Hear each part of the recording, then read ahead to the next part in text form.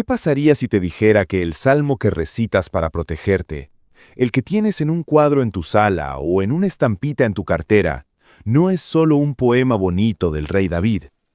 Y si su origen fuera mucho más antiguo, más peligroso y más poderoso de lo que imaginas. La verdadera historia del Salmo 91 no empieza en un palacio en Jerusalén, sino en la cima de una montaña humeante, en medio de una guerra espiritual.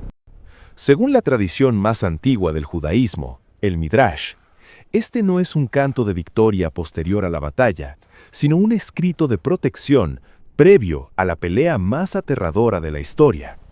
Los sabios enseñan que fue compuesto por Moisés, pero no mientras pastoreaba ovejas.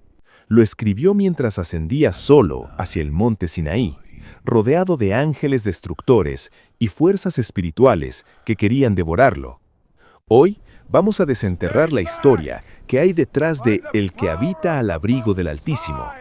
Prepárate, porque esto no es un amuleto, es un manual de guerra espiritual. Para entender el Salmo 91, tenemos que ir al año 1440 a.C. aproximadamente. Moisés tiene 120 años. El pueblo de Israel está en el desierto, pero la tradición judía, recogida en el Midrash Teilim y el Zohar, nos cuenta que cuando Moisés subió al monte Sinaí para recibir la segunda tabla de los mandamientos, fue recibido por una hueste de ángeles temibles que intentaron detenerle. Frente a esa amenaza, Moisés no blandió una espada, pronunció palabras de fuego. Se cree que este salmo fue su arma secreta. De hecho, el Talmud, en el tratado Shevuot 15b, llama a este salmo Shir Shel Pegaim, que significa el cántico de las plagas o el cántico de los demonios. Fíjate bien, cuando leemos los versículos 5 y 6, no temerás el terror nocturno, ni saeta que vuele de día, ni pestilencia que ande en la oscuridad, ni mortandad que en medio del día destruya. Para los antiguos israelitas, esto no era poesía abstracta. Esas eran descripciones literales de demonios específicos. Los arqueólogos han encontrado este salmo inscrito en amuletos y paredes de casas de la época del Segundo Templo, e incluso entre los rollos del Mar Muerto, en el manuscrito 11QAPPS. No era solo para leerlo en el templo, era para colgarlo en las puertas, para llevarlo colgado al cuello. Era un texto apotropaico, una palabra elegante que significa que se usaba para ahuyentar el mal. Pero aquí surge una gran pregunta. ¿Quién lo escribió realmente? Si abres tu Biblia, verás que el Salmo 91 no tiene título. En la Biblia hebrea no se menciona a David. Sin embargo, si abres la traducción griega de la Septuaginta, la que usaban los apóstoles, verás que sí, que tiene un título que dice Alabanza, Cántico de David. Esta doble tradición es fascinante. Por un lado, el Talmud, en Baba Batra 14b, dice que David incluyó en su libro salmos escritos por Moisés, siendo el 90 el único explícitamente de Moisés, y el 91, al no tener título, sería una continuación de ese. Por otro lado, el comentarista judío Rashi defiende que Moisés lo escribió para protegerse de los ángeles dañinos. Pero hay una pista aún más impactante.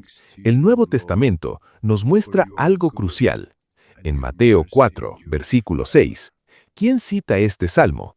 El diablo. Satanás mismo le dice a Jesús: si eres hijo de Dios, échate abajo, porque escrito está, a sus ángeles mandará acerca de ti. Reflexiona en esto por un momento. El enemigo conocía el poder de este salmo, lo sabía de memoria, pero intentó usarlo como un cheque en blanco para exigirle protección a Dios sin cumplir la voluntad de Dios. Y aquí viene la clave que pocos predican. Satanás citó los versículos 11 y 12, pero omitió las condiciones de los versículos 14 al 16. Y omitió también que este salmo, para los primeros cristianos, era una profecía del Mesías. El versículo 13 dice: sobre el león y el áspid pisarás, hollarás al cachorro del león y al dragón. La iglesia antigua vio en esto a Cristo pisoteando el mal. De hecho, hay tallas antiguas en marfil que muestran a Jesús crucificado sobre un león y una serpiente, simbolizando que en la cruz Él venció todo poder espiritual. Y entonces llegamos al meollo del asunto. La promesa del Salmo 91 es tan impresionante que puede parecer casi mágica. No te sobrevendrá mal, 1000 caerán a tu lado. Pero si rascamos la superficie, encontramos un requisito innegociable.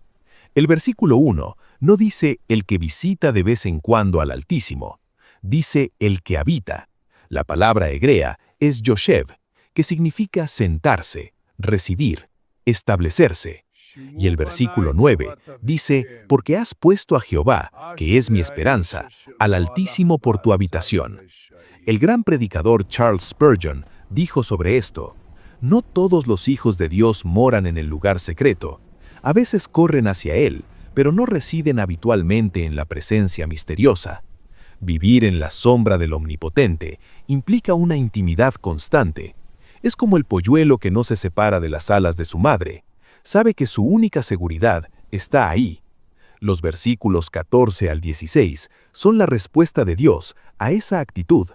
Dios dice, por cuanto en mí ha puesto su amor, yo también lo libraré.